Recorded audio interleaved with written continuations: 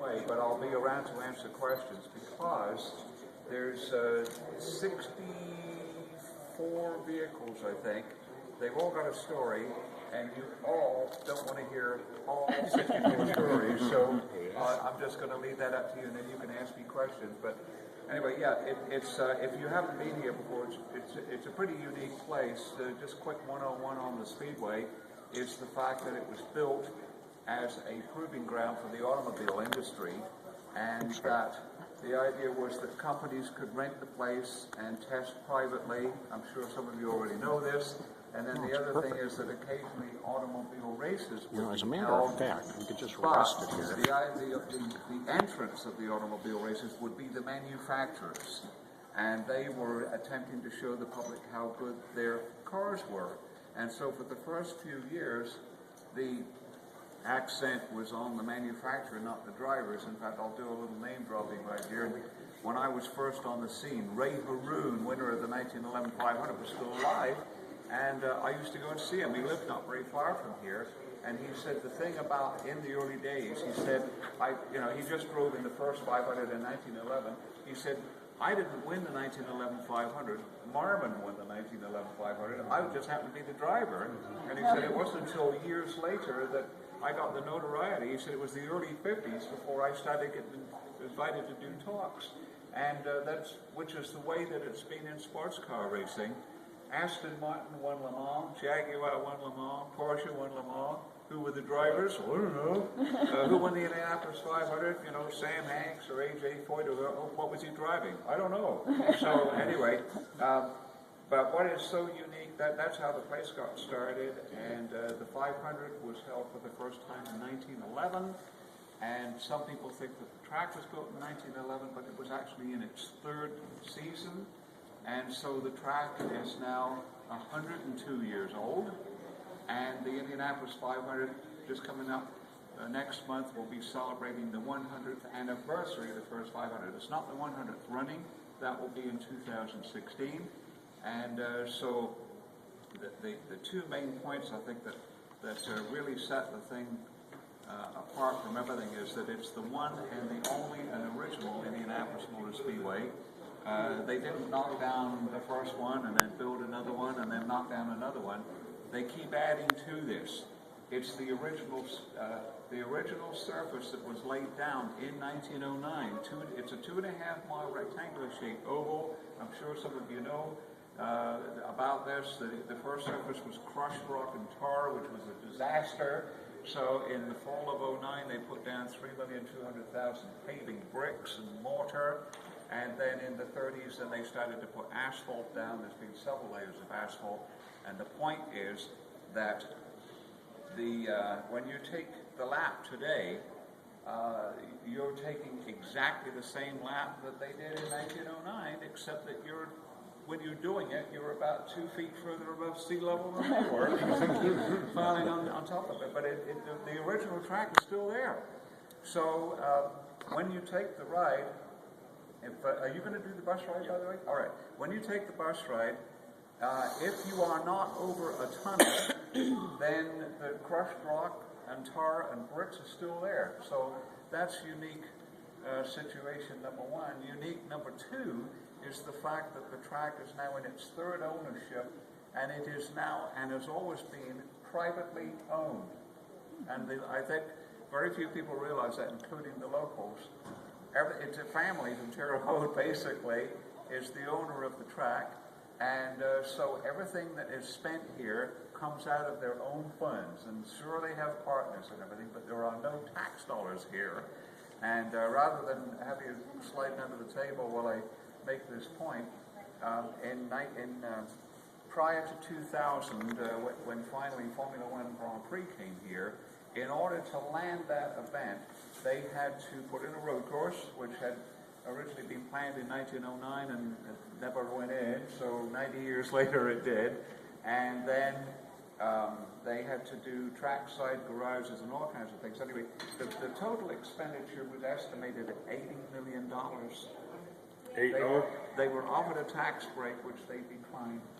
And when the Grand Prix was looking like it was shaky and the the ante kept going up to the point where the sanction fee was 35 mil, and the point, another point is that virtually every Grand Prix in the world is funded by the country in which it's held.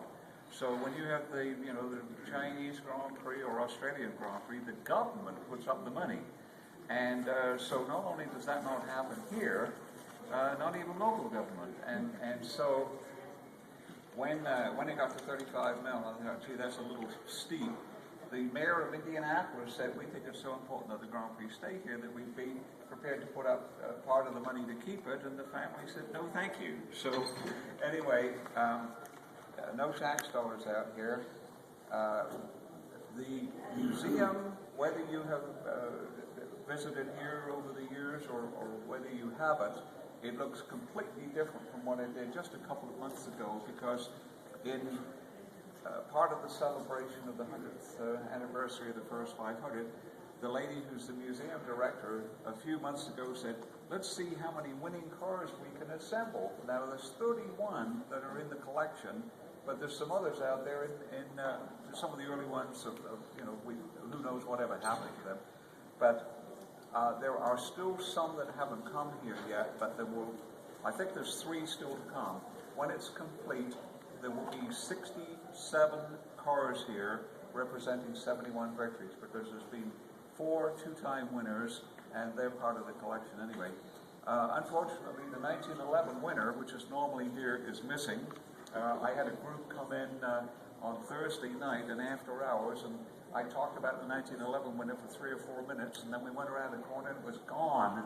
And I'd seen it that afternoon, so somebody took it. But anyway, if you in this area, right in here, and I don't, not having a chance to talk with you and know what your interest may be, some of you may recognize, if you look up to the far wall, it's a replication of how the garage area used to be, 1985 and on back.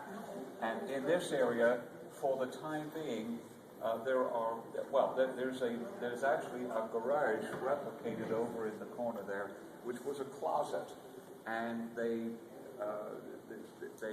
thinking was, let's make it to appear as a garage did in '85 earlier. And another little editorial political comment here is that instead of going to a design house in Philadelphia or Los Angeles or Chicago and spending hundreds of thousands of dollars and then having it run over budget by $2 million, the staff did that. And when you go over there, it's exactly as the garages were.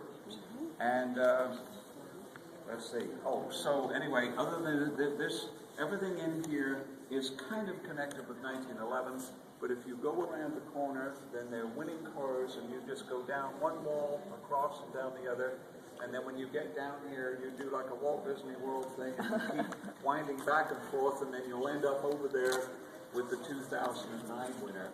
Some of the recent ones, 2005, 2007, 2008, and 2010 are still running, so they're not here.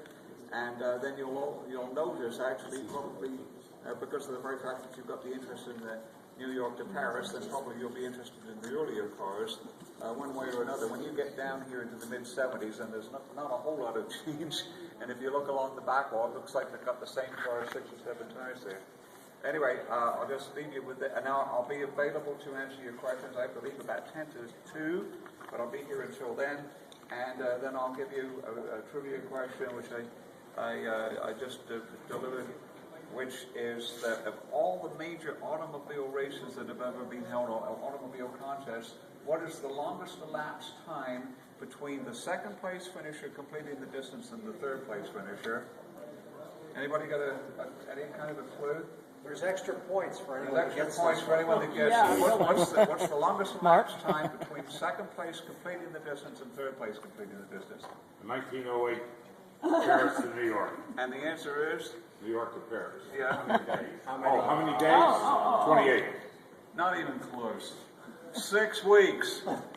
The Italians got, I think they were in prison for a while, and then they got sick. Is that with or without the penalty? I'm sorry? With or without the penalty? Well, after they figured out second place. I think Well, actually, straight calendar time, it's 6 weeks. It was, they were sick, they were in hospital for a while, but they wouldn't give up. And then finally they voted into, they voted into Paris 6 weeks after the Thomas. Or after, well, I think that the Thomas and the Italian car was the Zeus. And then there was a Protos. They started 6 and 2 never even made it out of the United States, I don't think, did they? The French had a problem. Yeah. Actually, a lot of I guess happens.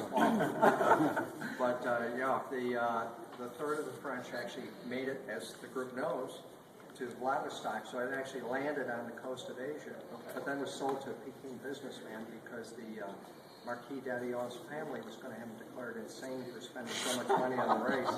So he had the choice of either ending the race or losing the company.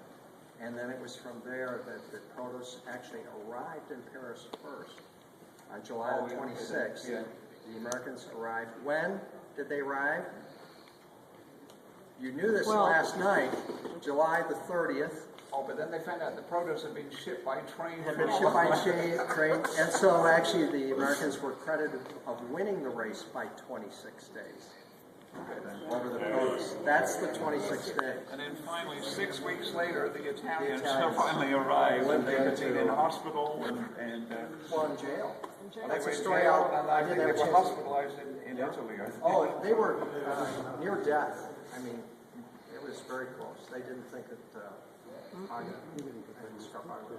they felt that they may not make it out of Russia. Can I ask of the 60-some cars? Yeah. What's your favorite? Oh, the one I would take home would be the 1957 winner, and for several reasons, but probably the bottom line is that that's when I first got interested. And I think that whenever, whatever your interests are, if you follow sports especially, or movies or whatever, and whenever you're asked, what's your favorite, whether you realize it or not, it normally turns out to be when you first got interested. Something grabs you. You accept it, you accept everything that's gone before, no matter how stupid it was, and then as new people come in and things start to change, you don't never seem to hold it in the same esteem as when you first got interested, so that's probably it for me. All right, well, anyway, I'll be around, and I'm not a gearhead, but I'll try and answer any questions that you have. So, Thank you very much. Thank you. Very nice.